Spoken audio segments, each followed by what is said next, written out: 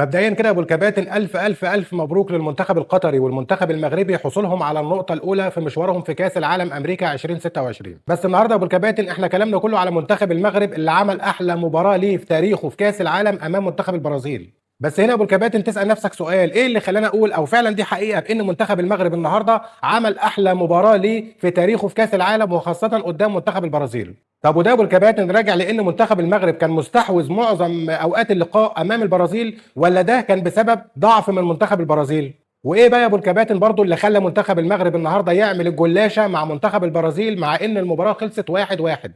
وكان في ايد المنتخب المغربي ان هو يزود حصيلته من الاهداف لدرجه انه كان قريب جدا ان هو يكسب المباراه امام منتخب كبير جدا وتصنيفه الرابع على العالم وهو منتخب البرازيل. هقول لك الله ينور عليك يا ابو الكباتن، كل دي اسئله مهمه محتاجين ان احنا نجاوب عليها، وعلشان نجاوب عن الاسئله المهمه ديت يا ابو الكباتن هم 5 اسباب رئيسيه اللي خلت منتخب المغرب يقدم مباراه كبيره جدا قدام منتخب البرازيل. وقبل ما نبدا يا ابو الكباتن احب افكر حضرتك ان احنا بنلتزم بالمهنيه والتجرد من الاراء الشخصيه خالص، فروق دنيتك وريح في قعدتك واشرب قهوتك، والاهم من كده يا ابو الكباتن تصلي على النبي. اول حاجه كده يا ابو الكباتن وبعد بسم الله الرحمن الرحيم، اول سبب من الاسباب اللي خلت المغرب يعمل الجلاشه مع منتخب البرازيل النهارده في كاس العالم في امريكا هو روح البطل اللي كان بيلعب بيها منتخب المغرب. منتخب المغرب النهارده كان بيلعب بروح البطل، روح البطل اللي فعلا محقق كاس العالم، روح البطل اللي نازل مش هايب الخصم بتاعه، روح البطل اللي نازل يلعب المباراه وناوي ان هو يكسبها، مش نازل يلعب المباراه عشان يخلصها بنقطه واحده بس، لا ده كان نازل يلعب علشان يحصد الثلاث نقاط النهارده قدام البرازيل. تاني حاجه يا ابو الكباتن وهي ان احنا دايما كنا بنحذر منها المنتخبات العربيه هو عدم الخوف امام الخصم بتاعك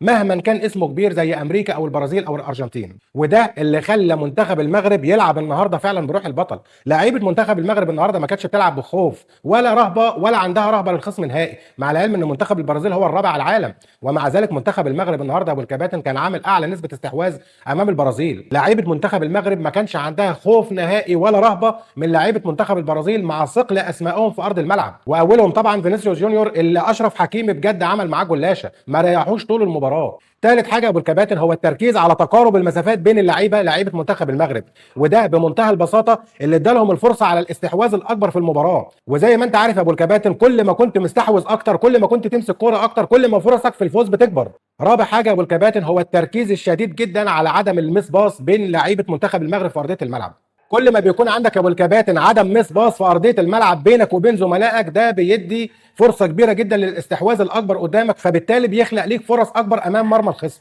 خامس نقطه يا ابو الكباتن وهي اهم نقطه في الخمس نقاط اللي احنا ذكرناها وهي الضغط الرهيب والمستمر، وده اللي عمل لمنتخب المغرب ولاعيبه منتخب المغرب نسبه الاستحواذ الاكبر لدرجه يا ابو الكباتن انك لما تشوف المباراه النهارده تعرف قد ايه منتخب البرازيل كان باين صغير قوي قصاد منتخب المغرب. منتخب البرازيل النهارده يا ابو الكباتن بسبب تركيز الكبير جدا اللي كان عايشه لعيبه منتخب المغرب كان تايه في ارض الملعب، كان ساعات اللعيبه مش عارفه هي الكره رايحه فين وجايه منين، تقارب المسافات، الضغط الرهيب والمستمر، والضغط الرهيب اللي عملوه لعيبه منتخب المغرب يا ابو الكباتن على لعيبه منتخب البرازيل هو اللي عمل حاله من الفوضى وسط صفوف لعيبه منتخب البرازيل. واللي يشوف النهارده يا ابو الكباتن منتخب المغرب في ارضيه الملعب قدام رابع العالم منتخب البرازيل بيأدي قدامه ازاي يقول ان مش الفريق دوت او مش المنتخب ده اللي جاي عايز يحضر الثلاث مباريات وياخد ال10.5 مليون دولار ويروح على بلده، لا ده شكل فريق ناولهم على نيه محتضره، ده شكل فريق ابو الكباتن بالراحه قوي عايز يوصل للمربع الذهبي ان لم يكن طامع فعلا في انه يحقق لقب كاس العالم السنه دي. شكل لعيبه منتخب المغرب النهارده يا ابو الكباتن تقول فعلا ان احنا قدامنا فريق ومنتخب عربي ناوي يوصل للمربع الذهبي في كاس العالم،